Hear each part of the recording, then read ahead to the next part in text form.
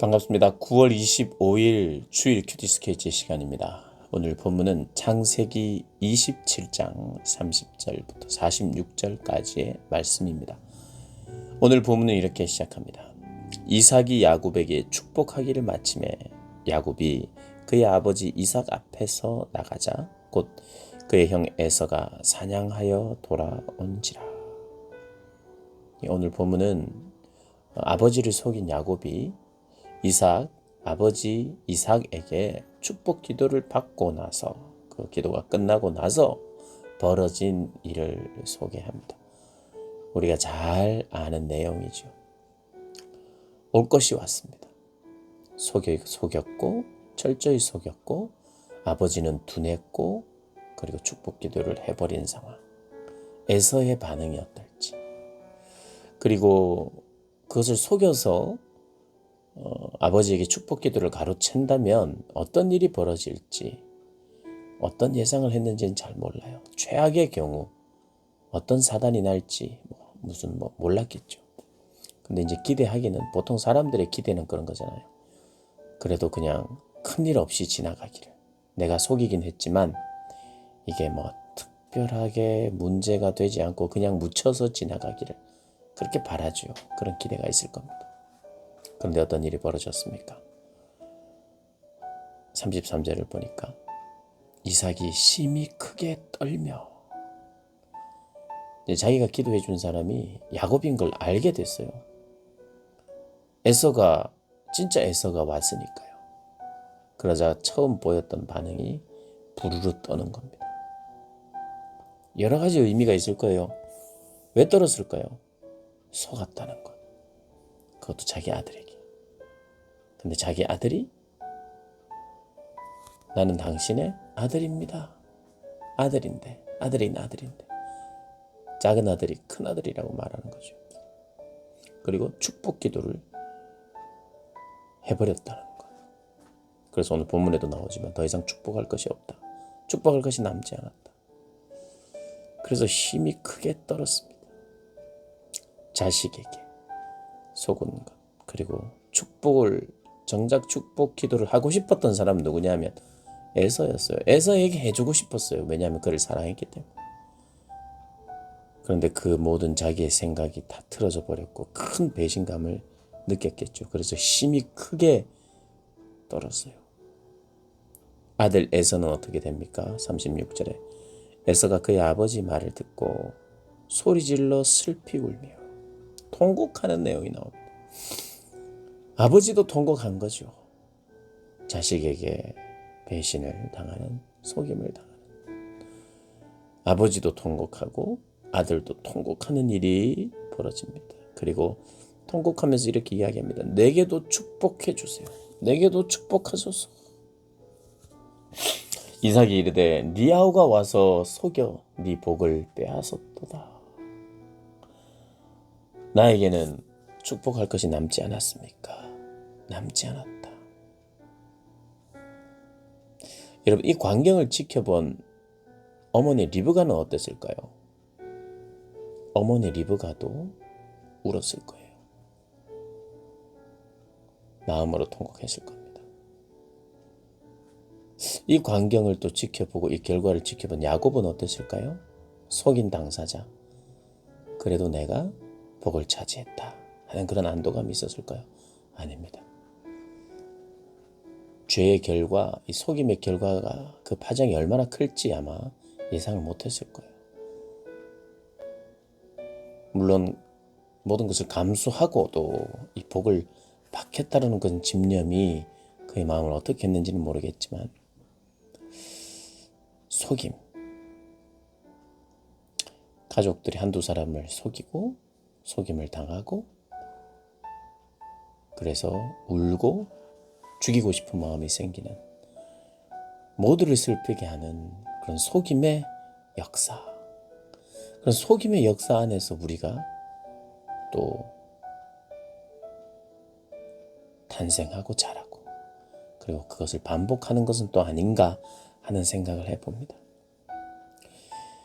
리브가가 참 이제까지 어떤 삶을 살았는가.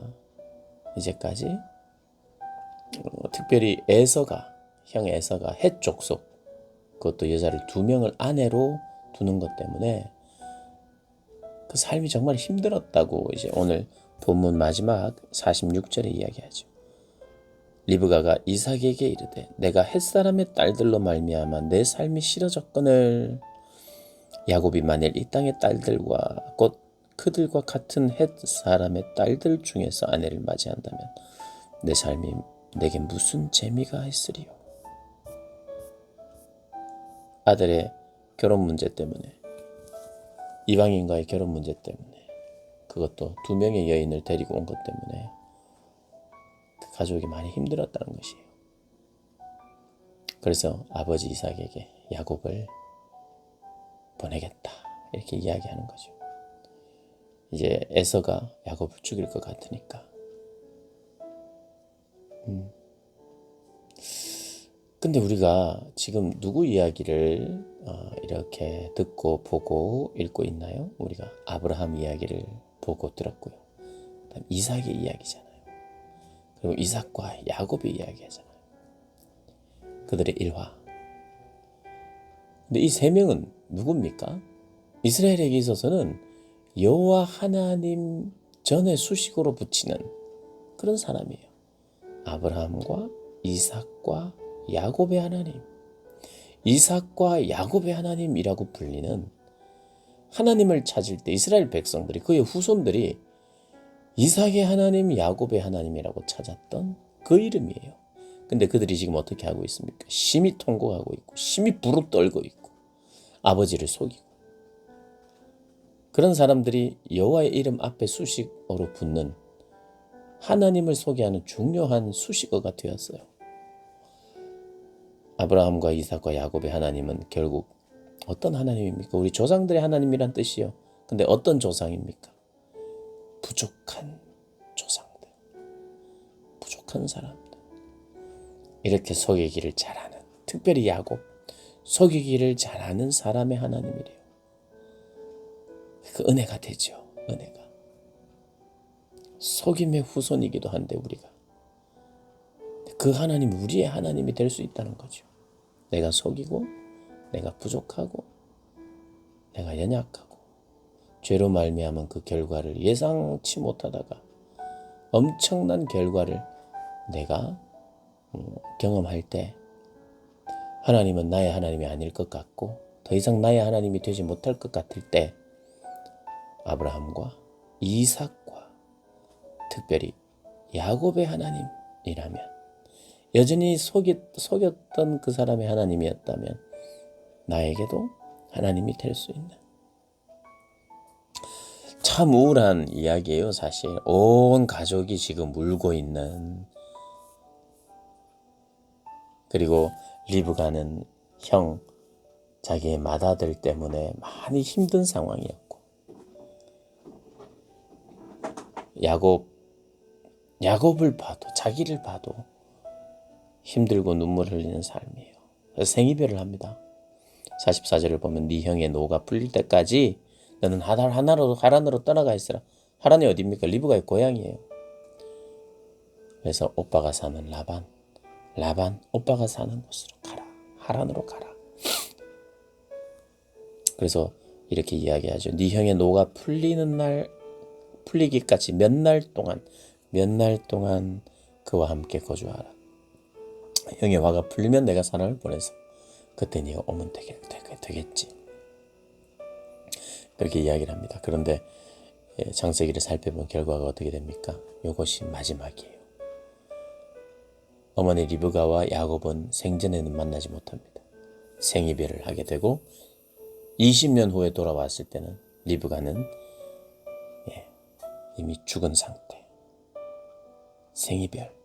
살아생전에는 만날 수 없는 이별의 자리가 되었습니다.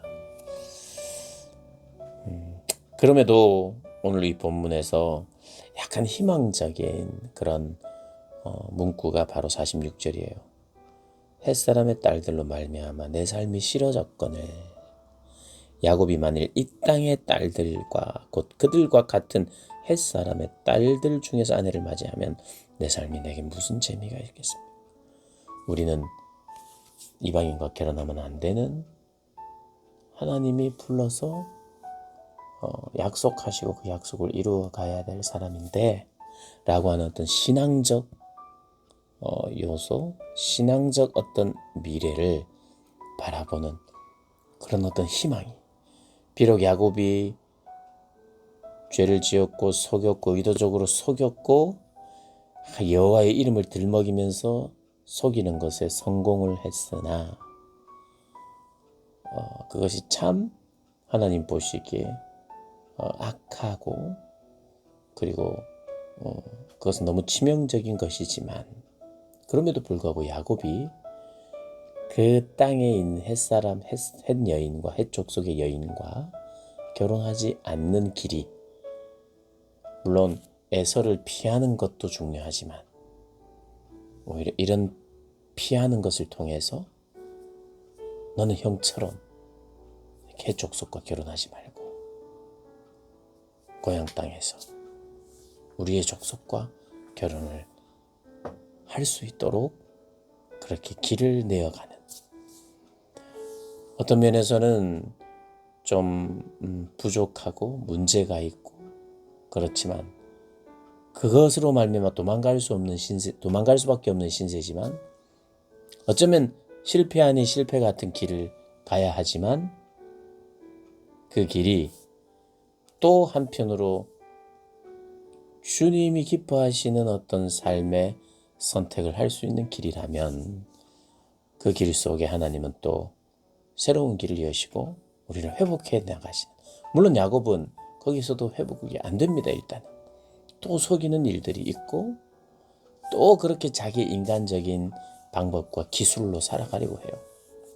그러나 그럼에도 불구하고 하나님은 그런 길들을 열어가시고 야곱이 오늘 이 사건을 통해서 하나님을 찾는 일들이 생기는 거죠.